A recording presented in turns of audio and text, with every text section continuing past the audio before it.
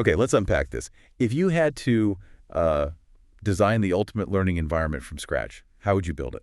Oh, that's a big question. Right. Because for most of us, the default image is deeply ingrained. We picture, four walls, rows of standardized desks, maybe a digital smartboard if you're lucky. And a looming stack of curriculum guidelines. Exactly. It's static. It's controlled. But what if the most rigorous, neurologically stimulating, and transformative learning environment isn't a room at all? Right. What if this the sheer unpredictable chaos of the Earth itself?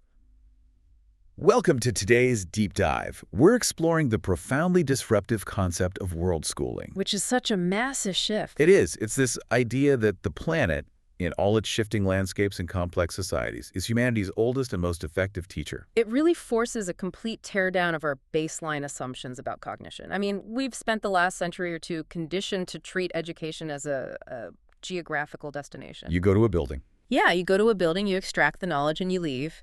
But world schooling treats education as a medium you move through constantly. Actually, I see you noticing my background. Yeah, I was going to say, the visual cue is great. I figured swapping out the usual dusty chalkboard for this bustling global cityscape felt a bit more appropriate for where we're heading today. It's perfect, honestly. Because we aren't just talking about abstract educational theory today. Our anchor for this deep dive is a really fascinating multimedia release that dropped today, March 7th, 2026. It's a brilliant piece of work. It really is. It's an AI-generated concept album and an accompanying digital project titled World School TATANKA. And right out of the gate, the project demands we answer the why. The underlying motivation. Right. Why take learning out of a controlled institution and throw it into the chaos of, say, a Moroccan market or a German train station? Well, the answer lies in how our brains actually map information. When you look at the underlying neuroscience of learning through lived sensory experience, you're looking at forced neuroplasticity. Forced neuroplasticity. Yeah. A textbook gives you a clean, linear narrative of, supply and demand. But navigating a foreign city to secure a meal. That's a whole different ballgame. It involves complex problem solving, real-time economic calculation, spatial navigation, all while processing unfamiliar auditory and visual cues. It's high stakes. Very high stakes. And that multisensory environment builds highly adaptable resilience.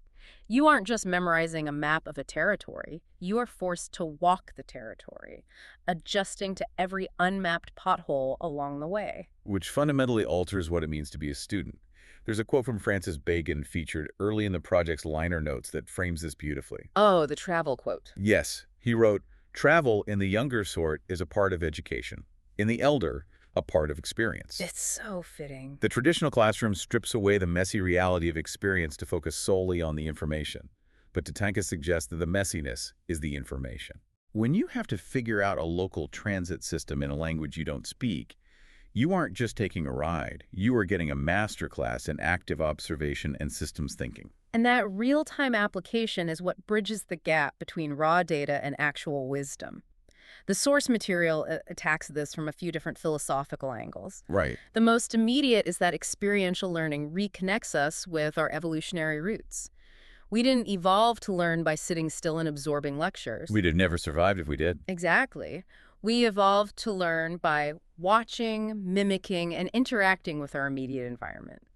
A bustling foreign marketplace is an active, high-frequency laboratory. Right, but it's not just about the cognitive load or the logistics of survival. There's a profound sociological layer here, too. Cultural piece. Yeah. When you are constantly thrust into different cultural norms, different ways of eating, grieving, or celebrating, it forces a kind of cultural literacy that you simply cannot simulate in a suburban high school. You really can't. You start recognizing that beneath the wildly different surface-level behaviors, there is a shared baseline of human values.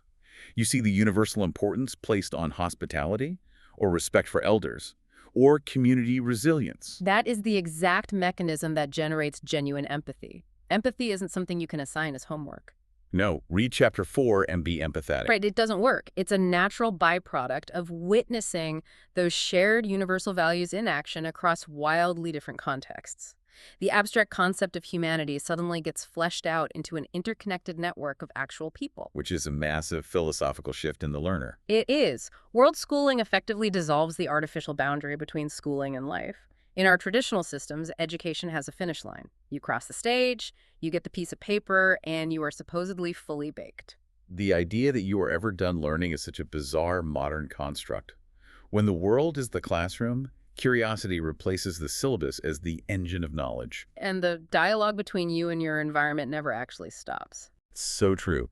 Think about the last time you were traveling, and I mean you, the listener, and you faced a massive cascading delay. Oh, the stranded at the airport scenario. A grounded flight, a missed connection, suddenly you're stranded.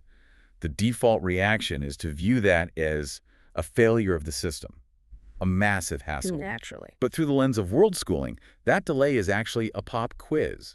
It's a high-stakes, real-time assessment of your emotional regulation, your adaptability, and your problem-solving skills. It's a radical reframing of adversity.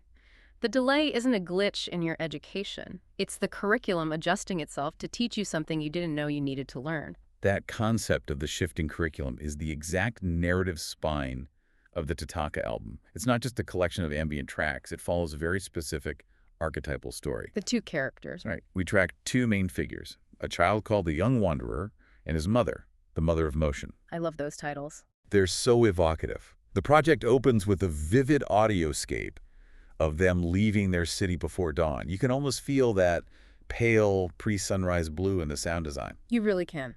And the child is carrying this small notebook, but the pages are mostly empty. The empty notebook is such a potent symbol here. It represents the blank slate of the institutionalized mind, waiting to be overwritten by the density of lived, tactile experience. And as they walk out into the dawn, the child asks this incredibly simple but weighty question. Where are we going? And she doesn't give a coordinate. No. The mother doesn't give him a city or a coordinate. She just replies, everywhere. Wow. And as the narrative progresses, the child inevitably sees other kids sitting inside traditional walled classrooms. He asks his mother why he isn't in a normal school. Her response is the absolute emotional core of the project. It really is. She simply points up at the nice guy and tells him he doesn't need to go to school because he is already in school. If we connect this to the bigger picture, this is where the paradigm of movement completely shifts. Our traditional model of travel, much like our model of education, is deeply destination-oriented. Or you just want to get there. Right. You are moving to arrive at a specific city, or you are studying to arrive at a specific degree.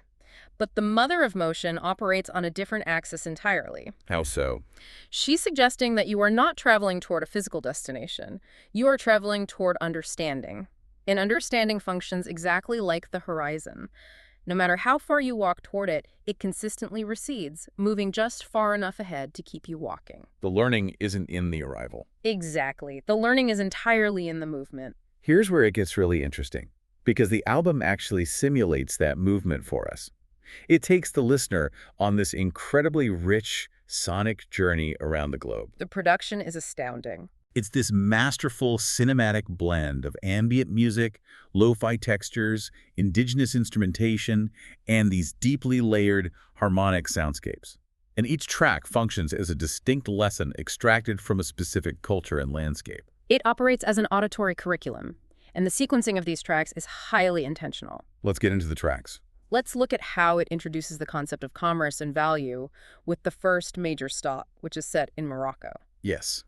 The track is Market Mathematics, and the sound design is incredibly immersive. You're immediately hit with the deep, resonant pluck of the Arabic oud and the complex, syncopated rhythm of a darbuka drum. It sets the scene perfectly. Beneath that, you have the bustling, overlapping ambient chatter of a busy souk.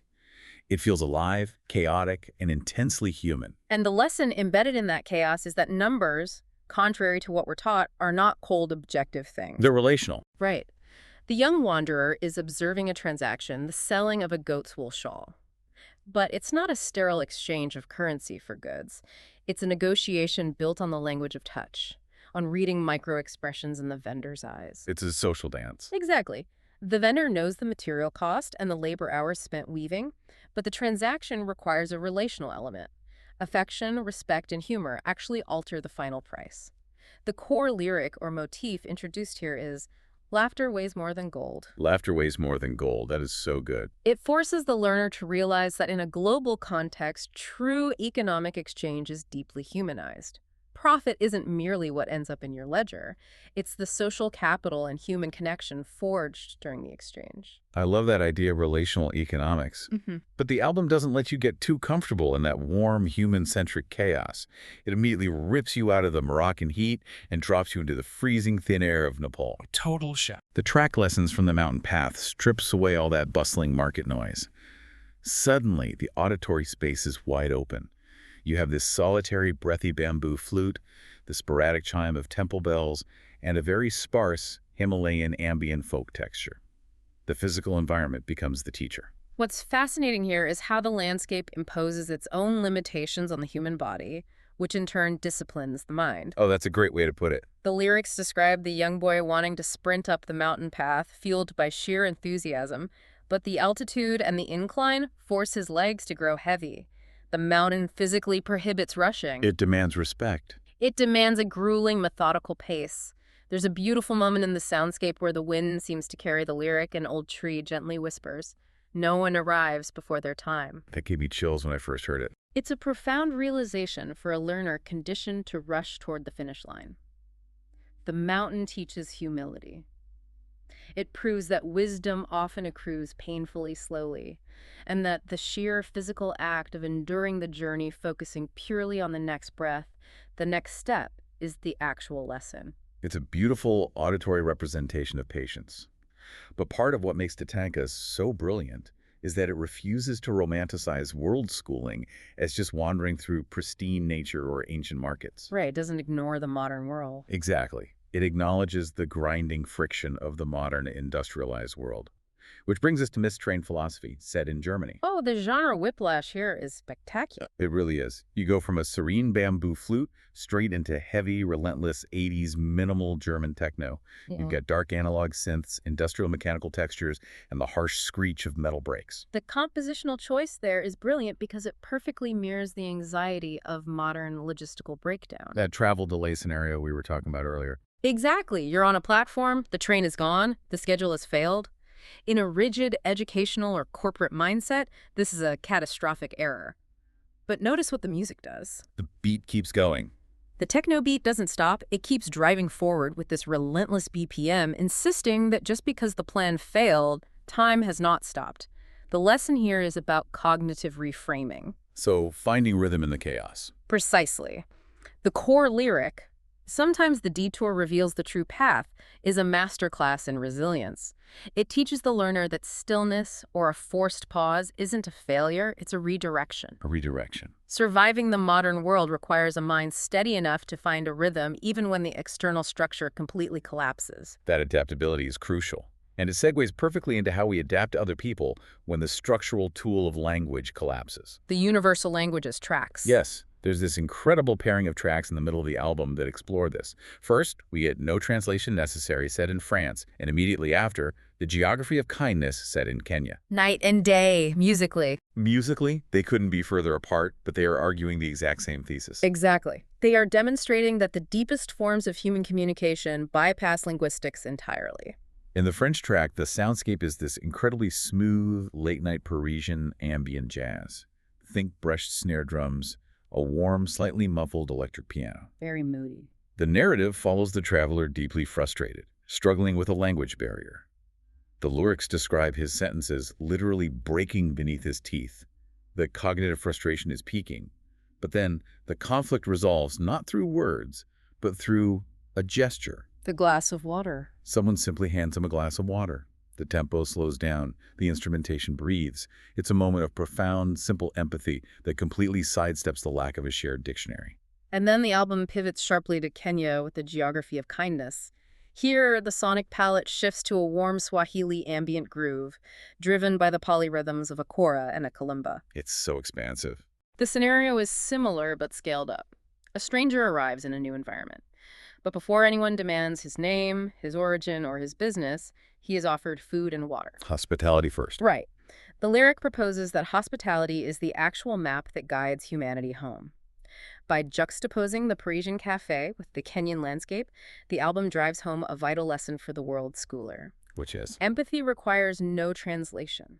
Whether you are navigating a European metropolis or the African savanna, generosity and love operate as a universal baseline, understood intuitively by the human nervous system. I was struck by how the album scales its lessons. It starts with the granular, a market transaction, a missed train, a glass of water. But for the final act, it zooms out to a scale that is almost terrifyingly vast. The cosmic shift. It moves from human sociology to cosmic humility. We get this final pairing of tracks. Right. Ocean explains time from Japan and desert astronomy from Iran. This is where the curriculum transitions from the human sphere into the geological and the astronomical. It's massive. When you stand before the ocean, as depicted in the Japanese track, with its minimal shakuhachi flute and the relentless deep-frequency crashing of waves, you are confronting a force that operates on a timescale that makes human history look like a rounding error. A rounding error, yeah. The ocean has eroded continents and swallowed empires. The lyrics suggest that while the sea possesses no clocks, it inherently understands eternity.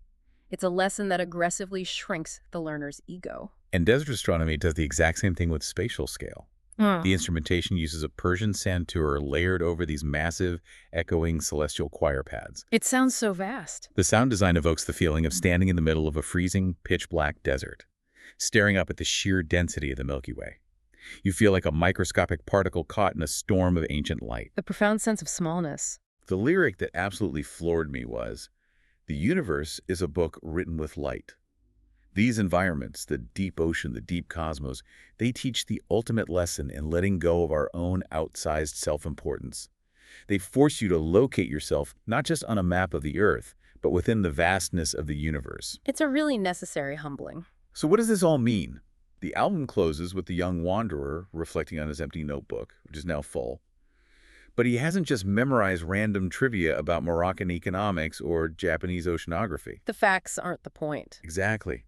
The profound realization is that the world taught him how to belong everywhere, while simultaneously belonging nowhere at all.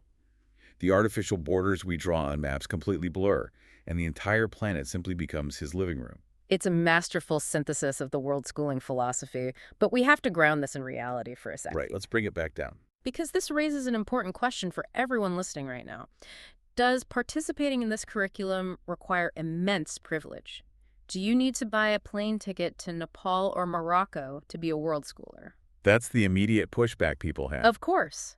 But the answer is an emphatic no. Yeah. You don't need a passport to activate this kind of neuroplasticity or empathy. The philosophy is about the lens through which you view your surroundings. Exactly. The local farmer's market down your street has its own complex relational mathematics. Yes, it does. That delayed bus you take on your Tuesday morning commute is a laboratory for your patience and resilience. The person you strike up a random conversation with while waiting in line for coffee holds a masterclass in cultural literacy if you actually bother to ask them the right questions. You just have to make the conscious choice to treat your immediate environment with the reverence of a student. Treat it like the classroom it is. It's entirely about maintaining an aggressive, inquisitive mindset. But as we reflect on the Earth serving as our ultimate eternal classroom, there's a reality we have to confront. The source material hints at this, and it's something any modern learner must grapple with. What's that? Well, if the world is our most profound teacher, and our curiosity is the compass we use to navigate it, what happens when the physical textbooks, the landscapes themselves, begin to fundamentally change? Oh, wow. Yeah. We're living in an era of unprecedented planetary shift. We absolutely are. The coastlines we learn from are moving. The ancient ice that teaches us about deep time is literally melting. And beautifully isolated cultures are rapidly being assimilated into a somewhat flattened, global digital monoculture. Right. So the provocation is this. Does the curriculum of the Earth ever become obsolete? Or, as the planet rapidly transforms, are we simply being challenged to evolve alongside it? Evolve our understanding. To learn an entirely new language, to read the lessons of a changing world. The classroom isn't disappearing, but it is certainly being renovated while we are still sitting in it. That is an incredibly heavy, brilliant thought to leave on. If the classroom is undergoing a massive renovation, the students have no choice but to adapt their learning styles. We have to keep adjusting.